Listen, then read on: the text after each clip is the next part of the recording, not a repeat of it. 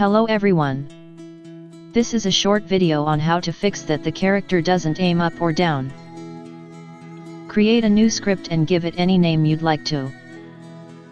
Firstly, we need to define where we should aim at and create an animator and a transform for the bones of the body. In the start method, we set the animator and the chest transform to a value. The animator to the animator of the player, and the chest transform we can set to the chest bone of the body with help from the animator.